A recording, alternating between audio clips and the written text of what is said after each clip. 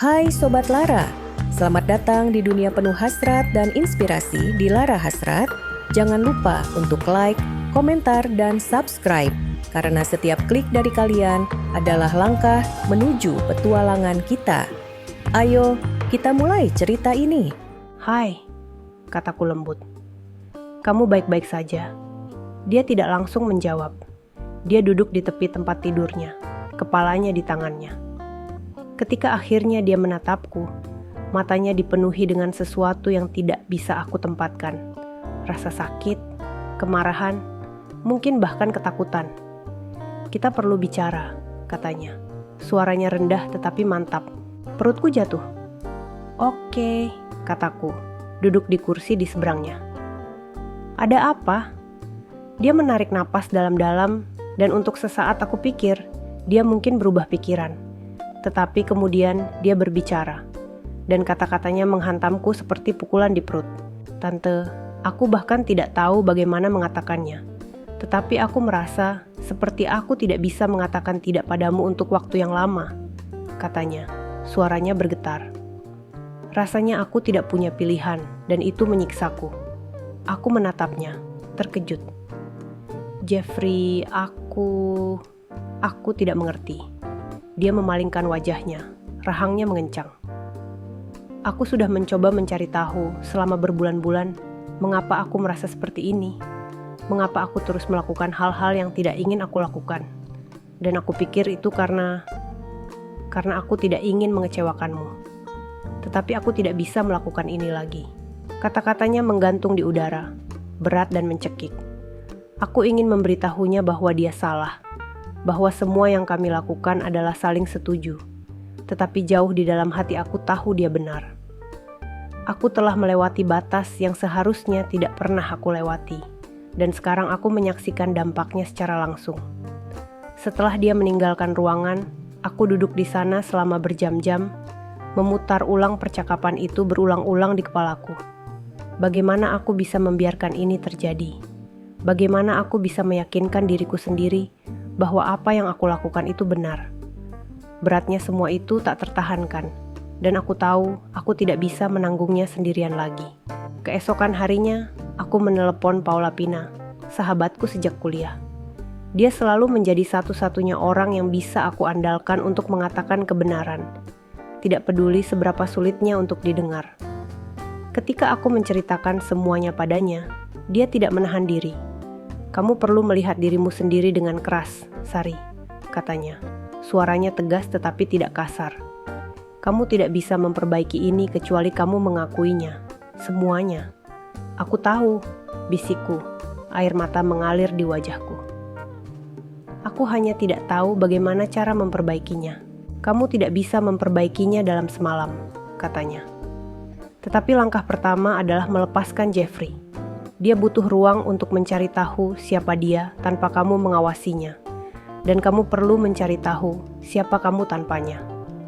Kata-katanya seperti tamparan di wajah, tetapi dia benar. Aku telah mengubah anak laki-laki malang itu menjadi seseorang yang lain. Seseorang yang tidak pernah dia inginkan. Dan aku membenci diriku sendiri karenanya. Beberapa hari kemudian, Jeffrey memberitahuku bahwa dia butuh ruang. Dia mengatakan bahwa dia tidak marah, tetapi dia butuh waktu untuk berpikir, untuk memproses semuanya. Mendengar kata-kata itu menghancurkanku, tetapi aku tahu itu perlu. Sebanyak itu menyakitkan, aku harus melepaskannya. Aku menghabiskan hari-hari memutar ulang kata-kata Jeffrey di kepalaku berulang-ulang, hingga terasa seperti terukir di tulangku. Aku bahkan tidak tahu bagaimana mengatakannya. Tetapi aku merasa seperti aku tidak bisa mengatakan tidak padamu untuk waktu yang lama. Setiap kali, berat dari apa yang telah aku lakukan semakin berat, mencekik. Selama bertahun-tahun, aku meyakinkan diriku sendiri bahwa apa yang kami bagi adalah saling setuju, bahwa aku membantunya, mencintainya dengan cara yang dia butuhkan. Tetapi sekarang, yang bisa aku lihat hanyalah betapa aku telah menyakitinya. Aku ingin memperbaikinya, untuk membuat segalanya menjadi benar. Tetapi setiap kali aku mencoba menghubunginya, aku membeku. Apa yang bisa aku katakan yang akan menghapus rasa sakit yang telah aku sebabkan? Setiap kata terasa tidak memadai, seperti mencoba menambal bendungan yang rusak dengan sepotong selotip. Aku tahu aku tidak bisa membiarkan segalanya seperti ini, meskipun Jeffrey pantas mendapatkan permintaan maaf, setidaknya. Dia pantas mendengarku mengambil tanggung jawab. Jadi aku menulis surat untuknya. Dear Jeffrey, aku bahkan tidak tahu harus mulai dari mana. Bagaimana aku bisa mulai meminta maaf untuk sesuatu yang bahkan tidak bisa aku jelaskan sepenuhnya pada diriku sendiri. Yang aku tahu adalah bahwa aku telah menyakitimu dengan cara yang tidak pernah aku maksudkan. Dan untuk itu, aku sangat menyesal. Ketika ibumu meninggal, aku membuat janji pada diriku sendiri bahwa aku akan melindungimu, tidak peduli apapun. Aku pikir aku melakukan itu, tetapi entah bagaimana aku kehilangan pandangan tentang apa artinya sebenarnya. Aku melewati batas yang seharusnya tidak pernah aku lewati, dan dengan melakukan itu, aku mengambil sesuatu yang tidak pernah bisa aku kembalikan. Kepercayaanmu. Kamu mengatakan bahwa kamu merasa seperti tidak bisa mengatakan tidak padaku, dan itu menghancurkanku. Karena hal terakhir yang aku inginkan adalah membuatmu merasa terjebak, merasa seperti kamu tidak punya pilihan. Aku tidak bisa mengubah apa yang sudah terjadi, tetapi aku bisa berjanji padamu ini.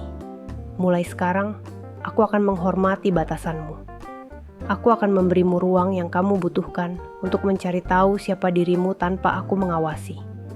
Aku tidak meminta pengampunan karena aku tidak pantas mendapatkannya, tetapi aku berharap suatu hari nanti, kamu bisa melihat kembali kenangan indah yang kita bagi, dan tahu bahwa meskipun aku gagal dalam banyak hal, aku selalu mencintaimu.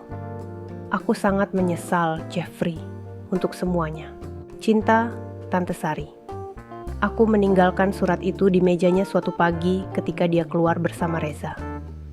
Aku tidak mengharapkan balasan, setidaknya tidak segera, tetapi menunggu itu tak tertahankan. Setiap kali ponselku bergetar, jantungku melompat hanya untuk tenggelam ketika aku menyadari itu bukan dia. Hari-hari berubah menjadi minggu, dan masih tidak ada kabar.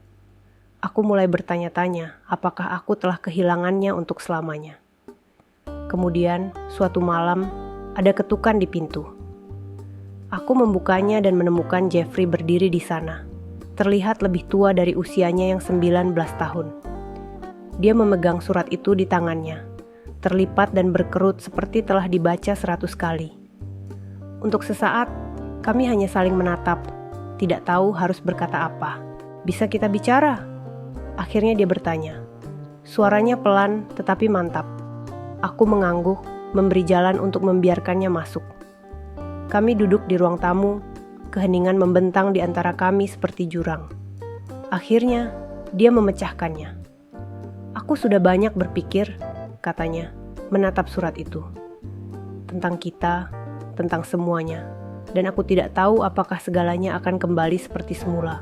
Kata-katanya menyakitkan, tetapi aku tahu itu benar. Aku tidak mengharapkannya, kataku pelan. Aku hanya ingin kamu tahu bahwa aku di sini. Apapun yang kamu butuhkan, entah itu ruang atau waktu, atau tidak sama sekali. Aku akan menghormatinya. Dia menatapku saat itu, dan untuk pertama kalinya dalam waktu yang terasa seperti selamanya, ada sedikit dari anak laki-laki yang dulu aku kenal di matanya. Aku bersedia mencoba, katanya, untuk membangun kembali, tetapi itu akan memakan waktu. Itu semua yang bisa aku minta, jawabku. Suaraku sedikit bergetar. Kami duduk di sana untuk sementara waktu. Tidak banyak bicara, hanya berbagi ruang dengan cara yang terasa ragu-ragu, tetapi penuh harapan. Itu bukan resolusi, tidak benar-benar. Itu lebih seperti awal, rapuh, tidak pasti, tetapi nyata. Aku ingin mengatakan bahwa disitulah cerita ini berakhir, tetapi kenyataannya adalah aku tidak tahu apa yang terjadi selanjutnya. Aku masih mencari tahu, masih mencoba memahami bagaimana aku membiarkan segalanya sampai ke titik ini dan bagaimana cara melanjutkan.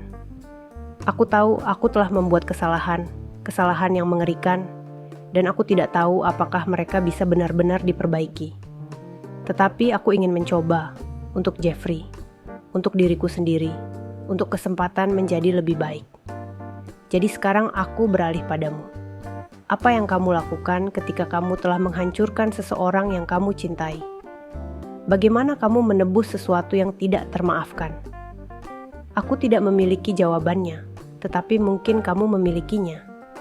Jika kamu pernah berada dalam situasi seperti ini, atau bahkan jika kamu belum, apa yang akan kamu lakukan? Bagaimana kamu akan memperbaikinya? Silakan bagikan pemikiranmu di komentar di bawah. Aku di sini untuk belajar, mendengarkan, dan tumbuh. Dan sebelum kamu pergi, jika cerita ini beresonansi denganmu atau memberimu sesuatu untuk dipikirkan, aku akan senang jika kamu menyukai video ini. Itu tidak hanya memberitahu aku bahwa kamu ada di sini, tetapi juga membantu cerita ini menjangkau orang lain yang mungkin perlu mendengarnya. Jika kamu pikir seseorang dalam hidupmu bisa mendapatkan manfaat dari percakapan ini, bagikan video ini dengan mereka dan jangan lupa untuk berlangganan.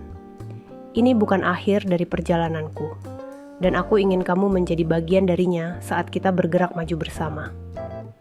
Terima kasih telah berada di sini dan menjadi bagian dari diskusi ini.